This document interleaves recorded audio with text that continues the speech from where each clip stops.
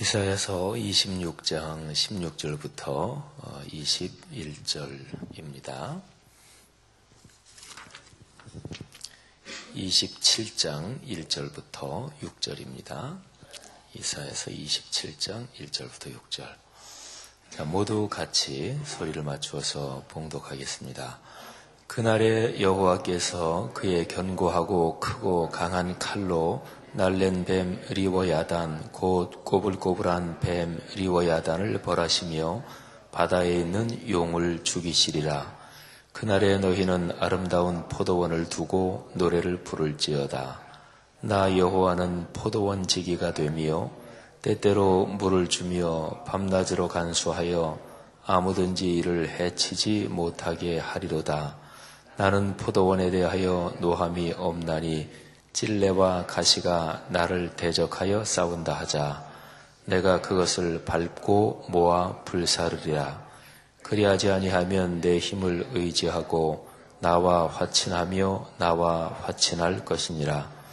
후일에는 야곱의 뿌리가 박히며 이스라엘의 움이 돋고 꽃이 필 것이라. 그들이 그 결실로 지면을 채우리라. 아멘.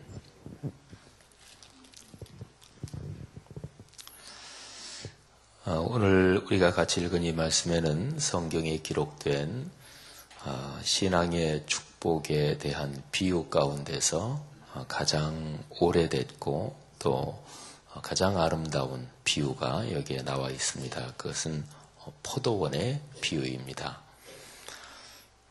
성경에는 이제 하나님께서 우리 사람을 사랑하시고 또 사람을 축복하시고 또 하나님이 당신이 만드신 이 피조 세계를 잘 가꾸어 가시고 여기에 대한 비유가 여러 가지로 많이 있는데 포도원의 비유는 참 아주 오래된 비유고 아주 굉장히 중요한 비유입니다.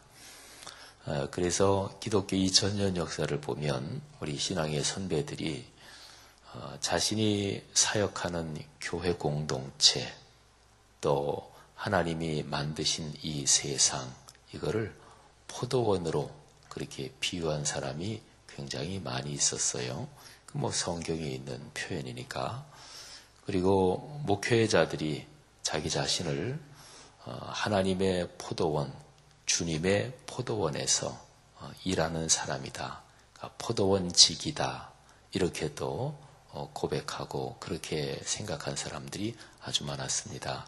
성경에 여기저기 많이 나오는 그 성경 말씀을 생각하면서 그런 표현을 한 것이죠. 오늘날의 교회 공동체가 아름다운 포도원이 되기 위해서 우리 성도님들이 늘 기도해야 할 것입니다. 또 여러분의 가정이 아름다운 포도원이 되기 위해서 늘 기도하시기를 바랍니다. 더 나아가 우리가 사는 이 세상 전체가 아름다운 하나님의 포도원이 되기를 위해서 늘 기도하는 우리가 되시기를 바랍니다. 오늘 여기에서 하나님께서 포도원을 얘기하잖아요.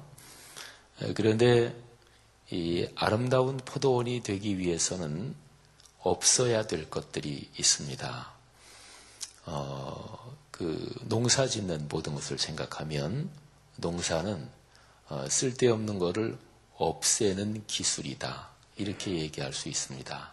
거기에 거름도 줘야 되고 또 비료도 줘야 될 때가 있겠고 그렇지만 물도 또 필요하면 주기도 해야 되겠죠.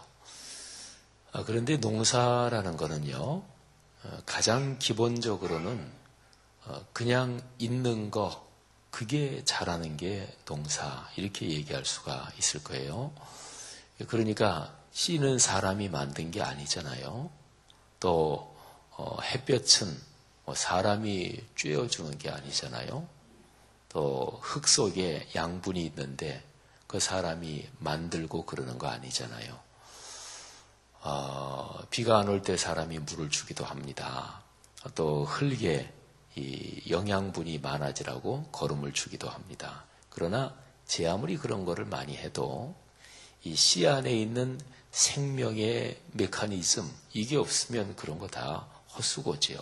제 아무리 해도 안 되지요. 요즘에 사람들의 농사 기술이 발전돼서 인공적으로 빛을 쬐어주기도 하고 또 인공적으로 영양 수분을 공급해 주기도 하고 그리고 흙에서 기르지 않고 수경 재배 이런 것도 합니다. 그러니까 물속에서 이렇게 뭐 기르고 이런 것도 해요. 근데 전문가들이 얘기하는 거 보면 자연적인 방법으로 길러진 게 그게 제일 좋대요. 사람의 건강에.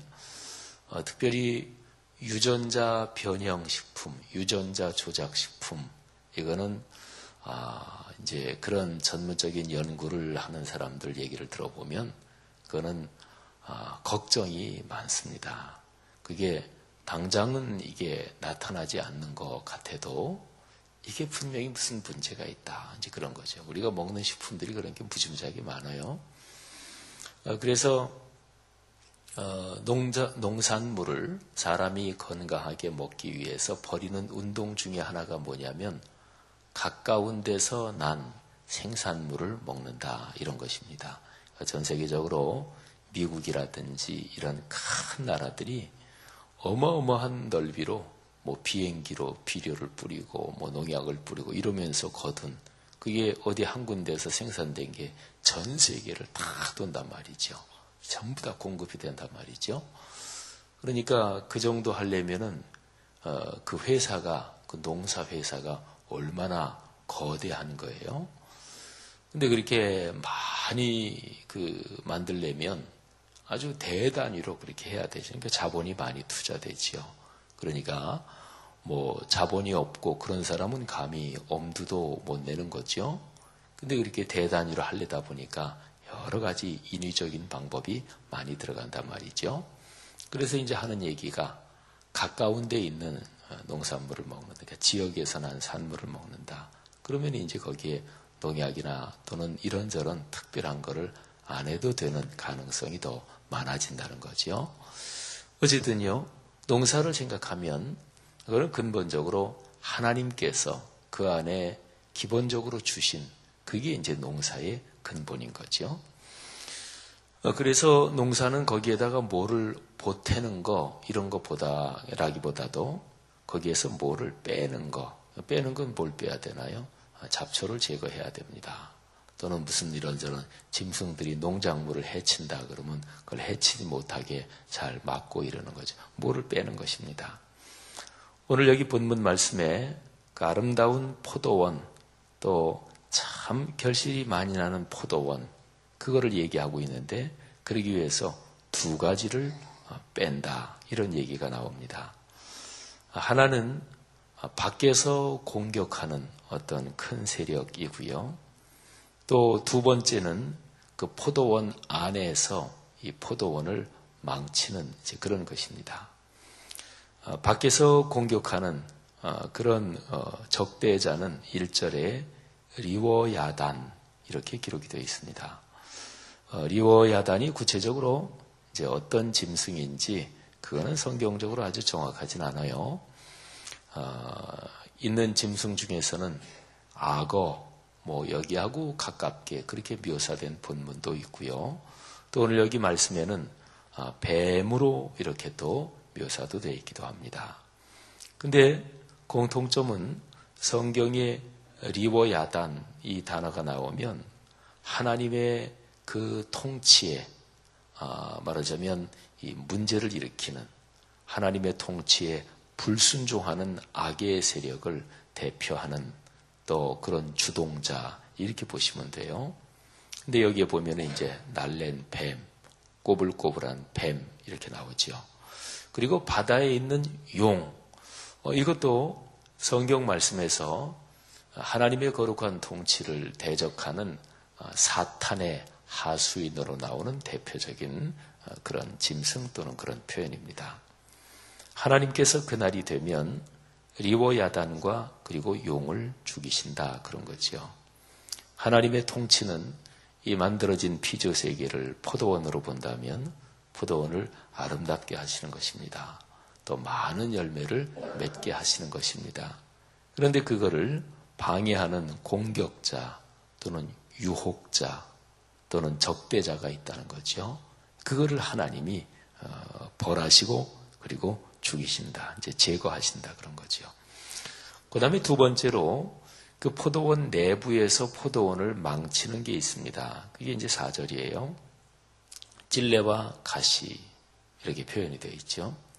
찔레와 가시가 나를 대적하여 싸운다 하자 내가 그것을 밟고 모아 불사르리라. 찔레와 가시는 내부적으로 나는 거, 밭의 안에서 나는 거예요. 그러니까 말하자면 뱀 또 리보야단하고 용은 우리가 뭐 농사를 짓는데 산에서 멧돼지가 내려와서 막 헤쳐놓고 막 이러거든요. 제가 강원도에 있을 때 보면 감자 농사들을 거기서 많이 지시는데 근데 강원도고 오대산 그쪽에 멧돼지가 많이 있습니다. 근데 어떨 때는 그것이 내려와서 감자가 다 익기 전에 그냥 막 이 땅을 파헤쳐서 그걸 먹어버리고 이래요. 그런 게 접근하지 못하도록 이 밖에서 공격하는 것.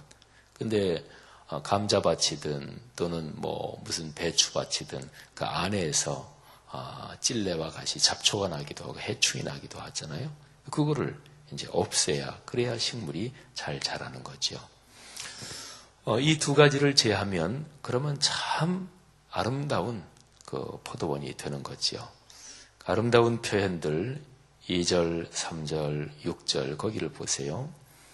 너희가 아름다운 포도원을 두고 노래를 부를지어다. 그리고 하나님께서 포도원 지기가 되신대요.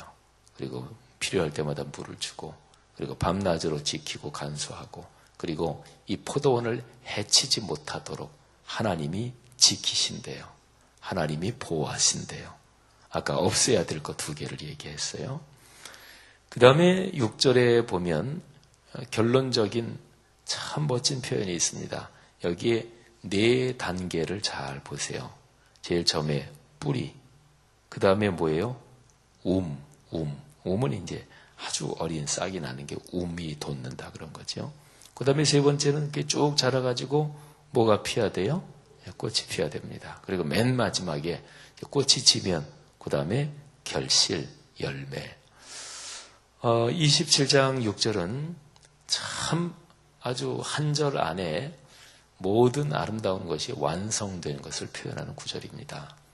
뿌리, 꽃, 그리고 열매 이거지요. 그것이 그 결실로 지면을 채운대요. 성경에서 말하는 축복을 가만히 살펴보시면 너희가 축복을 받는다. 그래서 너희가 잘 살게 될 것이다. 이렇게 하고 끝. 이러는 거는 별로 없어요. 언제나 너희가 축복을 받고 너희가 받은 축복으로 다른 사람에게 나누어 주고 온 세상에 충만해지고 물이 바다를 덮음같이 하나님을 아는 영광이 가득하고 이스라엘을 중심으로 북쪽에 강한 나라 아수르, 남쪽에 강한 나라 애굽이 전부 다 왔다 갔다 하면서 같이 하나님을 찬양하고 하나님께 예배한다든지 뭐 언제나 이런 식이에요. 그러니까 하나님의 진정한 축복은 나만 받는 것이 아닙니다. 그거는 왜곡된 축복이에요. 모조품 축복입니다. 하나님이 주시는 축복은 나를 통해서 우리를 통해서 온 세상으로 다 흘러 넘치는 것입니다. 그러니까 여기서 하는 말씀이 그 열매로 지면을 채운다. 그러니까 온 세상을 채운다 그랬죠. 여러분 이런 축복을 사모하시기를 바랍니다. 여기에 1절에 그날에 2절에도 그날에 그리고 6절에 후일에는 후일도 바로 그날이 온다 이제 이런 얘기죠. 성경은 얼마나 많은 구절들에서 미래의 희망을 얘기하는지 모릅니다. 사람은 근본적으로 희망을 먹고 삽니다. 제 아무리 돈이 많고 제 아무리 재산이 많고 부동산도 많고 먹을 게 얼마든지 많이 쌓아놓고 있어도 미래에 대한 희망이 없으면 그거 전부 다 놓고 그냥 자기의 생을 마감하는 사람들도 있습니다. 그러니까 그걸 보면 알아요. 사람은 밥을 먹고 살아요. 사람은 먹어야 삽니다. 그거는 분명히 맞는 얘기입니다. 근데 더 근원적으로 보면 먹을 게 많아도 죽는다. 이런 걸 보면 먹을 거 말고 근원적으로 보면 뭔가 다른 게 있구나. 그걸 가리켜서 희망이라 그러죠. 내가 앞으로 살아갈 날이 밝아야 됩니다. 미래가 보여야 됩니다. 아, 좋아질 거야. 이런 마음이 있어야 돼요. 그래야 사람은 사는 거예요. 그러니까 여기에 계속해서 그날의 후일에 이런 얘기를 하잖아요. 미래에 대해 소망이 하나님이 주시는 축복 가운데 가장 커다란 것입니다. 그런 축복이 있기를 바랍니다. 성경에서 또 우리 인류 역사에서 가장 오래된 그 천국과 연관된 그 상징이 있습니다. 그게 계단이에요. 계단. 그리고 인류 문명사에서 계단이라는 것은 사람이 사는 집을 위해서 만든 게 아니에요. 그거는 나중에 그렇게 된 것이고요. 사람이 처음에 살 때 뭐 땅덩어리도 넓고 그랬는데 무슨 계단을 만들었겠어요? 그건 아닙니다. 근데 계단은 신한테 제사를 드리는, 그러니까 신에게로 가는 길이 바로 계단이에요. 이건 인류 문명사에서 최초로 계단은 그런 거예요. 그래서 계단하고 같이 연관된 게 사다리, 야곱의 사닥다리, 이건 유명하잖아요. 그죠? 그러니까 하늘까지. 하늘로 올라가려면 뭐가 있어야 돼요?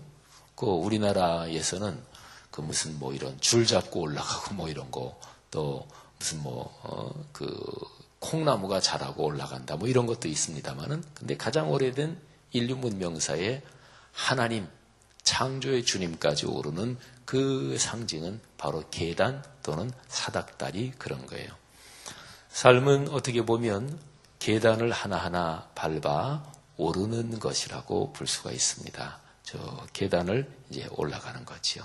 주변에 아름다운 경치도 있고 또 참 좋은 쉼터도 있고. 근데 어떨 때는 계단을 올라가다 보면 이 계단이 중간에서 끊어져서 더 이상 없는 것처럼 보일 때가 있습니다. 삶의 안개, 인생의 안개가 자욱히 낄 때는 계단이 안 보이죠. 근데 그렇다고 해서 안 보인다고 없는 것은 아닙니다. 계단은 거기 있습니다. 그럴 때는 잠시 기다려서 안개가 걷히기를 기다리면 계단은 또 보일 것입니다. 어떨 때는 한참 올라가다가 진짜로 계단이 사라진 것처럼 그렇게 보일 때가 있습니다. 그런데 사실은 내 마음에 욕심이 쌓이고 미움이 아주 심해지면 그러면 계단이 보이지 않고 올라갈 길이 보이지 않는 거지요. 그럴 때는 또 잠시 앉아서 내 마음을 성찰하고 자신을 뉘우쳐 회개하면 그러면 계단이 또 보이는 거죠. 그래서 사람은 누구나 다 그렇게 계단을 하나하나 오르면서 인생길을 걸어가는데 맨 마지막에는 천국까지 이르는 것이지요. 보통 그냥 얘기하면 연세가 많이 드시면 그러면 좋을 게 없어요. 건강 나빠지지요.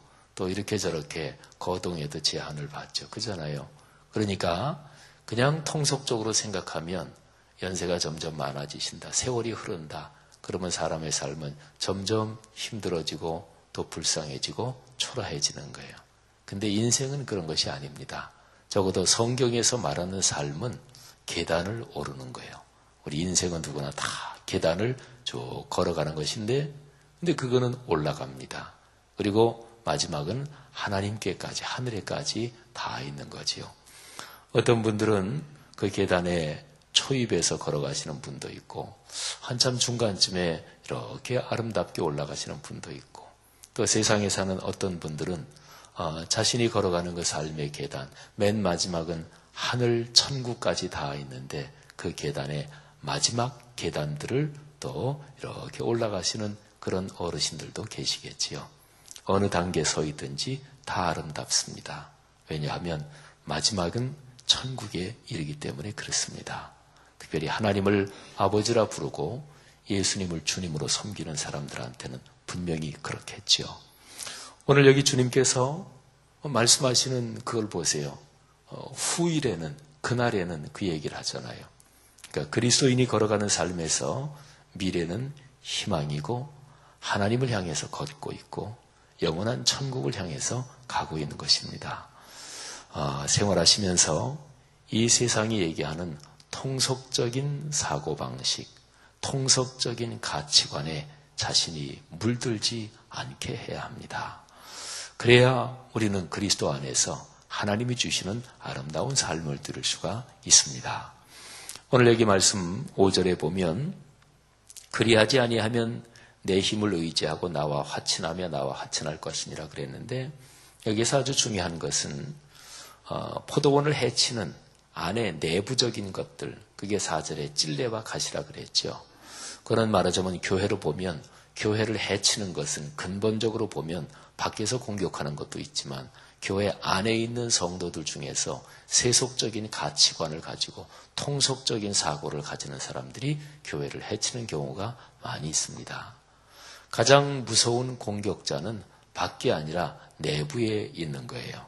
근데 하나님께서 그런 것을 결국에는 발로 밟고 모아서 다 불살라 버린다. 근데 그리하지 아니하면 그렇게 하나님이 모아서 발로 밟고 불살라 버리는 그 벌을 받지 않으려면 그런 거예요.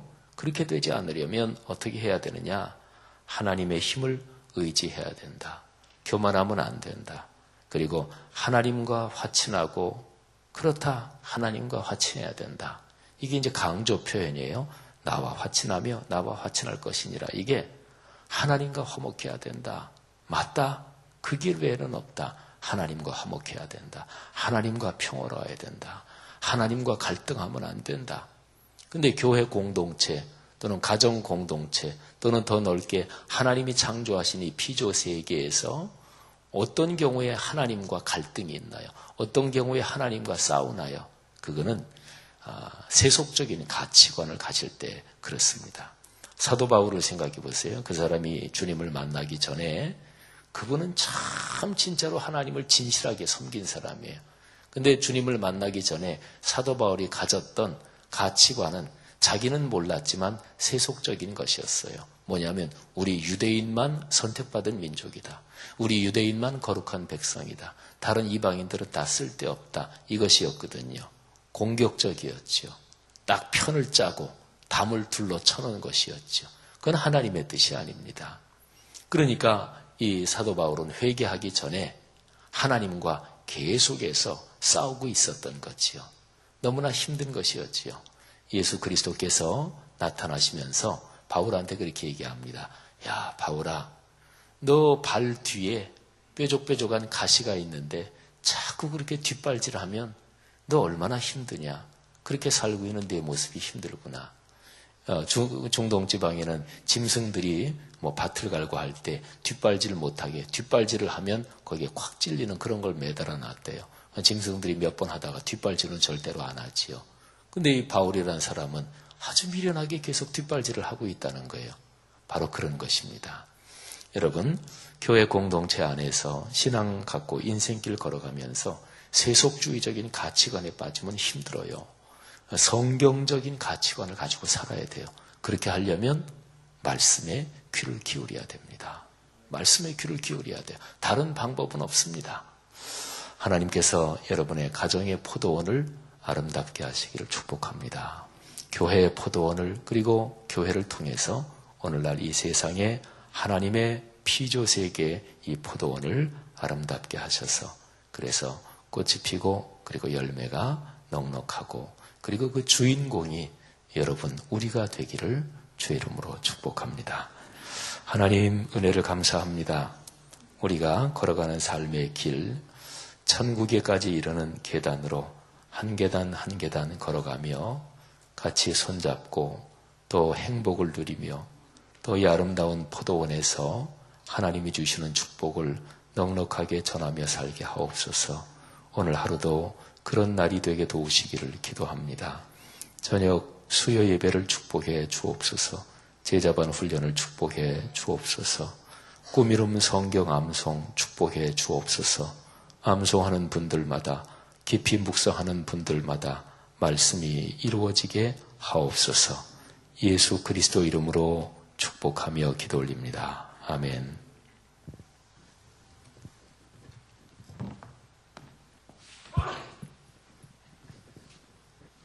오늘은 공동기도문 3번 교육입니다. 네, 함께 기도하겠습니다. 10년, 20년, 아니 주님 재림하실 때까지 내다보며 다음 세대를 사랑으로 품고 세워가게 하옵소서.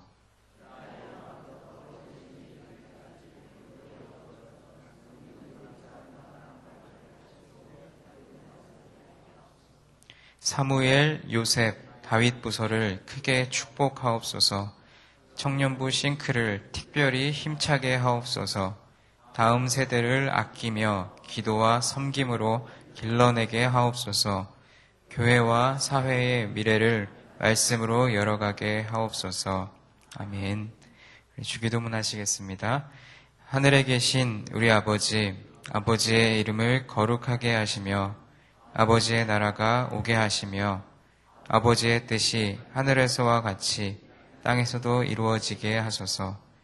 오늘 우리에게 일용할 양식을 주시고 우리가 우리에게 잘못한 사람을 용서하여 준 것 같이 우리 죄를 용서하여 주시고 우리를 시험에 빠지지 않게 하시고 악에서 구하소서. 나라와 권능과 영광이 영원히 아버지의 것입니다. 아멘. 지금 들은 말씀이 우리들의 삶으로 이어지게 하옵소서. 또 오늘은 특별히 어버이날입니다. 어버이날을 맞아 우리를 낳아주시고 길러주신 부모님들께 감사와 사랑의 마음을 전하는 하루가 되게 하옵소서. 전도 대상자 VIP마다 우리 주님을 영접하는 은혜가 있게 하옵소서. 또 전도 특공대의 전도 사역에 하나님께서 동행해 주시고 예수님의 사랑을 전하게 하옵소서. 또 오늘 수요 예배 때 꿈송 페스티벌, 오늘은 8교구와 또 비전 교구가 말씀 암송을 하게 되는데 그 암송을 통하여 하나님의 능력 가운데 거하게 하옵소서. 또 수요 예배 때 말씀 전하시는 담임 목사님을 붙들어 주셔서 우리의 영을 살리는 귀한 말씀 전하게 하시고 듣게 하옵소서. 이 여러 가지 기도의 제목과 우리 성도님들 가지고 오신 기도 제목을 위해서 하나님 앞에 기도하도록 하겠습니다. 기도하시겠습니다. 하나님 아버지 참으로 감사합니다. 하나님 오늘도 변함없이 우리를 사랑하여 주셔서 우리를 하나님의 전으로 이끌어 주시고 연약함과 부족함 또 나약함들 하나님 앞에 내려놓고 오직 하나님의 말씀 붙잡고 기도하게 하시니 감사합니다. 하나님 우리가 오늘 들은 말씀 우리 목사님을 통해서 주신 귀한 말씀 우리 마음에 품게 하여 주시고 내 안에 있는 내적인 위협들과 또 외적인 위협들 가운데서